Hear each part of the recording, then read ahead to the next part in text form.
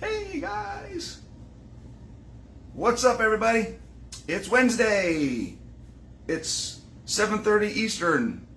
That means we're having a talk. It's Coach Bronson here, and we are going to talk today about brain power, kind of, in a way. Getting smarter can help you get fitter without getting fitter. All right. Had a client of mine, personal training client of mine, last week give me this idea, and he was talking about how he feels. I've only been working with this guy for maybe 2 weeks, and he was commenting on how he feels so much better, and he feels like he can do more in just the 6-7 sessions that I've had with him. Okay, there is no possible way that he could have had enough physiological changes in that time to see a great improvement. He's going to see some improvement. There's going to be some adaptations that have happened, and he's going to have some increase in strength, some increase in muscle mass, but it's only been a handful of sessions. Most of those initial sessions were evaluation. He wasn't getting a lot of work, and a lot of what we've been doing has been more about training and learning movement than actually working out. He hasn't been doing a lot of heavy lifting. He hasn't been doing a lot of metabolic conditioning. He's been doing primarily learning how to do things properly. And he says he feels stronger just from that. And it got me thinking about the purpose, the reason behind that, and how that all that stuff works. And I wanted to talk a little bit about the power of the brain when it comes to fitness, okay? And the way I'm going to do this, we're going to talk about, let's just talk about it from his perspective as a newbie, somebody who's not done things before, somebody who's never really spent a lot of time in a gym, and the things that have to happen in your body in order to see improvements in fitness, okay? So first thing we want to talk about is, what is fitness? Okay, you've heard me talk about this before, the 10 components of fitness: strength, power, endurance, stamina, agility, balance, coordination, speed, accuracy, coordination. I said coordination once already. Whatever, all the different 10 components of fitness. When we talk about the brain, when it is applied to fitness, we're talking primarily about coordination, balance, accuracy, okay, and agility to a point. Okay, agility. So those 4 main things. Those things are neurologically adapted more than they are physiologically adapted, okay? And the difference being, if I work a muscle, if I physically give my biceps work to do, then just by the fact that they got work, they're going to grow. They're going to get stronger. They're going to add more muscle fibers. They're going to get bigger muscle fibers, and I will become stronger in my bicep. My brain has nothing to do with that. That's just how the function of your bicep works. You break it down, your body says, hey, I need to repair it, and you build it up. What's up, Renee?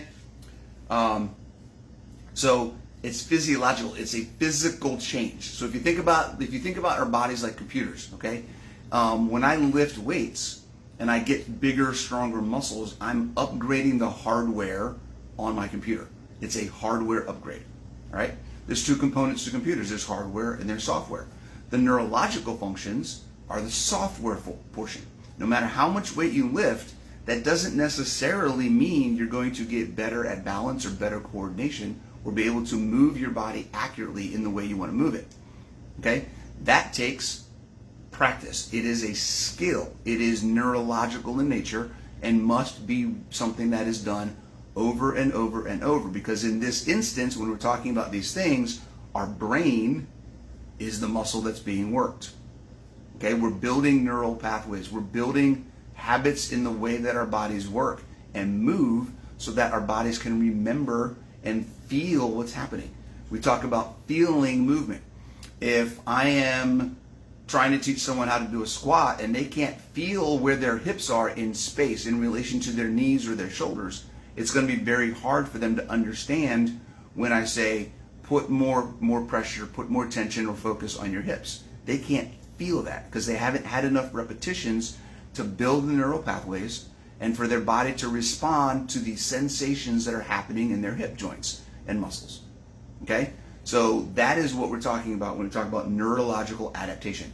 Changing your body's ability to feel and control movement by making your brain and your nerves and your neurological system more effective, more efficient, and do things better. Okay? So, as a newbie, kinesthetic awareness, yes, proprioception, right? That's absolutely, Renee, that's one of the biggest things that particularly with beginner athletes. That's why I spend a lot of time I have new personal training clients when I work with people. That's why I really, really, really love the CrossFit methodology, because the CrossFit methodology is technique performed consistently before you increase intensity. I don't know if you guys knew that or not. That is the core foundation of what CrossFit is built on from a training philosophy and methodology. Technique performed consistently before you add intensity. Okay? Mirrors can help a lot, Renee. That's awesome. The best thing is a coach. So if you have the opportunity to have somebody watch you and give you feedback who knows more than you do, that's optimal. Mirrors can be fantastic. Sending videos, posting videos in a group you may be a member of that has a coach who's asking for videos to give feedback on to help people move better. There's a few options you guys have to get movement analyzed, to get pointers from me and from other people in the group who know what's going on and can help you move better. Because this is why we say magic is in the movement. The improvement that you're going to get from your fitness comes in how you teach your brain to work and how you teach your brain and body to move before you start thinking about a ton of weight, moving really fast, getting super high intense, and all those other things. Okay? Movement must come first if you're going to be effective long-term and sustainably in your fitness journey. Okay? If you cannot move properly, guess what happens? You are moving improperly and you are training your brain how to do it wrong. So what happens when you do something wrong over time? You get hurt. You get injured. You get shoulder impingements. You get bad knees. You get a bad back. You throw out your SI joint. Okay? You get tennis elbow, golfer's elbow. There's so many different things that can go wrong if you're not focusing on the movement that you're doing. Okay? So movement comes first.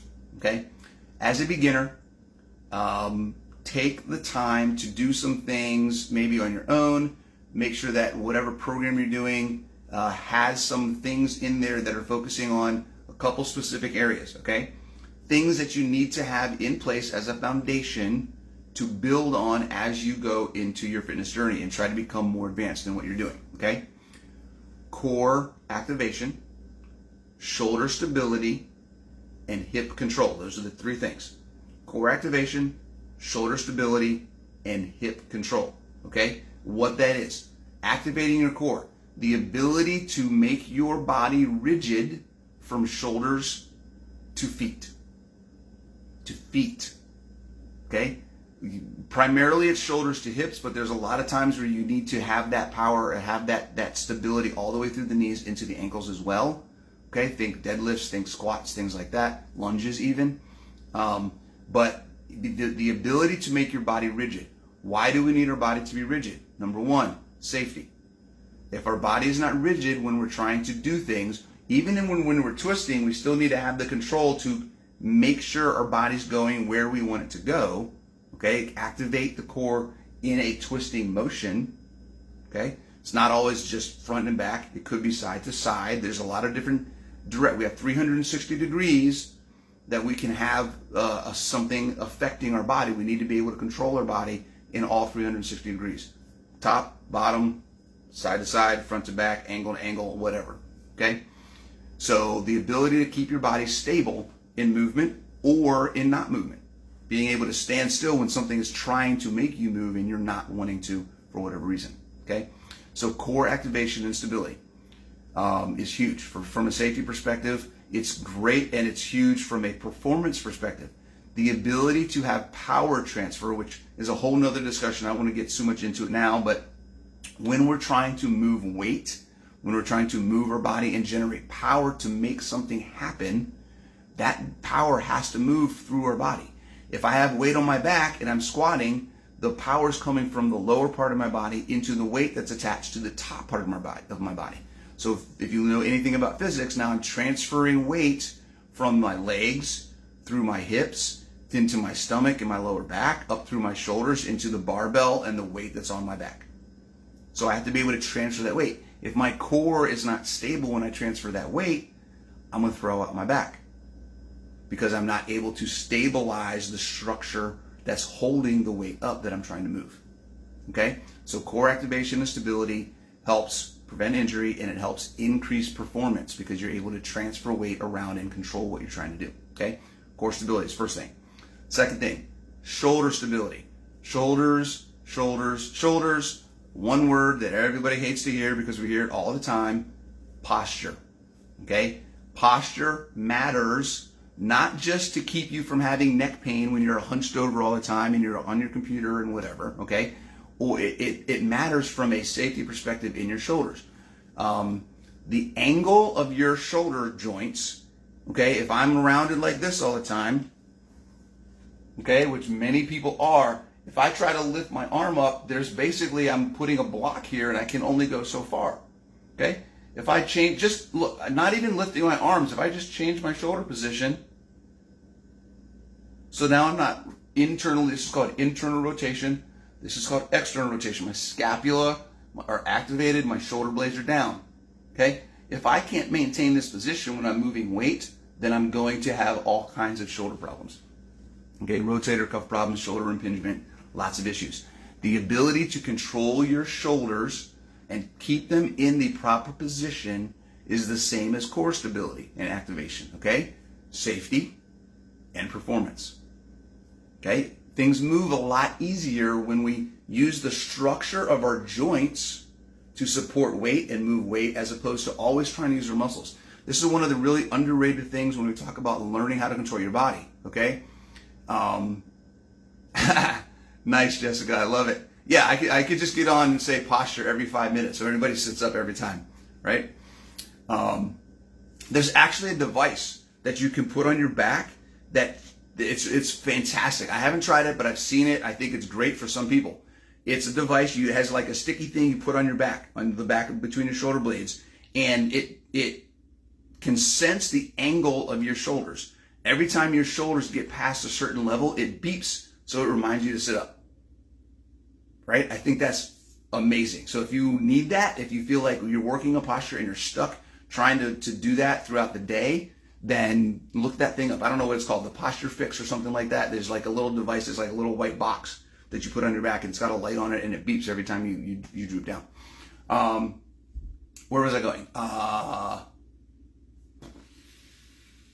Total brain fart. What was I talking about? We talked about shoulders.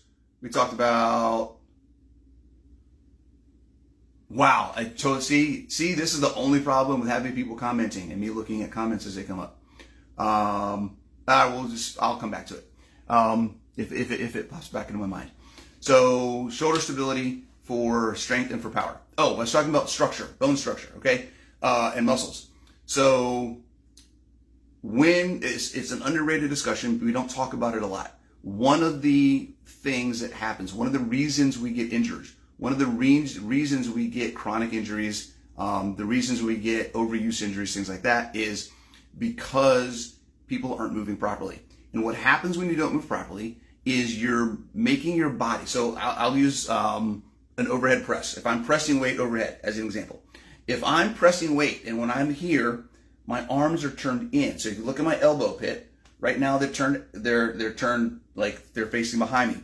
This position, okay, my shoulders are down, my shoulder blades down, and I'm rotating my elbows to my elbow pits. I'm trying to get them as far forward as possible. So when I'm pressing, okay, I'm actually, the structure of my shoulders, the structure of my wrist and my elbow and into my shoulder is in a position to support weight. The structure of the bones are in a position to support weight, okay? If I turn and go like this, now you see, just doing that turn automatically bends my arm. In order for me to straighten my arm, I have to use my tricep muscle to extend.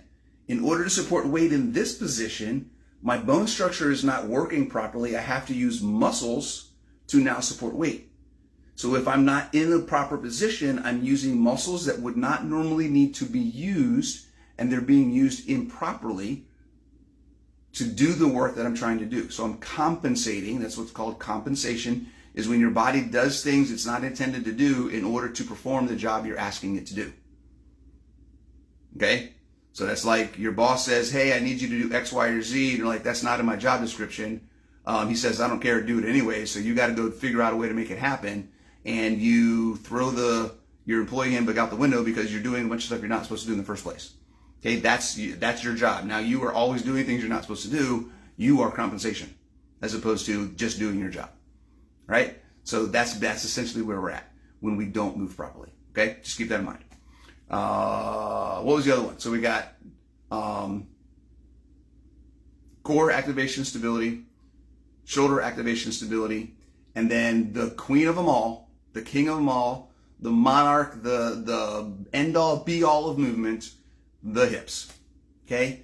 The hips control everything, guys. Everything. If you cannot control your hips, you are going to have problems with a lot of different things. Okay? Hip control is primarily 3 things, and it's all about positions. Okay? There is a forward tilt, a neutral tilt, and a backwards tilt called posterior. Okay? Anterior is where the top, if you think about your hip, okay? I don't know if I can get this in here. Let's see here. Hold on. I'm going to come over here. I don't normally do this, right? You're getting some training, okay? Can I get all the way over here? Okay. So, my hips. If you think about the top of my hips, right? We'll look at, I'll tuck my shirt in. You can see, we'll use the top of my shorts. Okay? You can see the top of my shorts, right? This is the top of my hip. Okay? We're going to tilt forward, tilt neutral, and tilt back. Okay? 3 positions. Okay? If you can't do this, right? Then you have things that you need to work on. Okay? You have things that we need to work on in order to be able to move properly and safely. Okay? Hip control will determine muscle activation. So if I'm doing a deadlift and I don't have the proper hip control, then guess what's going to work instead of my hips and my hamstrings and glutes? My lower back. Okay? If I'm trying to do a sit-up and I don't have proper hip control, I'm going to hurt my lower back. Okay? Notice how a lot of this stuff goes into the back, okay? Because the core and the hips, if they're not working properly, the back is going to take the load off of most of those things, okay? And that's why we see that the lower back is probably one of the number one, Renee, you can back me up on this, probably one of the number one chronic injuries in the country, okay? Because nobody knows how to control their core or use their hips, okay? Most people have a chronic position where their hips are tilted back most of the time because most of the time they sit, okay? Or there's the opposite of that where because they sit all the time, their hamstrings are super tight and their hips are tilted forward all the time. And then they're always in a position of stress on the lower back because they're always using their lower back to stabilize themselves instead of using their hip to stabilize themselves. Okay? So hip control is huge. Again, same reason as core activation and stability and shoulder activation and stability from a safety, risk prevention standpoint and from a performance standpoint. You need those 3 things. So as somebody who is getting started, if you're a beginner, if you're an advanced athlete and you want to get better at whatever it is you're doing, make sure you have these 3 things unlocked. I will be honest with you, I am amazed very often at how many professional athletes, how many high-end CrossFit athletes, how many people I see that are considered, super in shape and super athletic, who do different movements, and I cringe because they are not executing things in a way that is sustainable. Okay, and I don't want people to look at that stuff and go, "Oh, that's how I'm supposed to do stuff," because in many cases it's not, and it's definitely because there's a difference between performance for sport and performance for life. In performance for sport, guys, keep this in mind whenever this is a little segue, but keep this in mind whenever you watch anything on TV, on the internet, on social media, okay?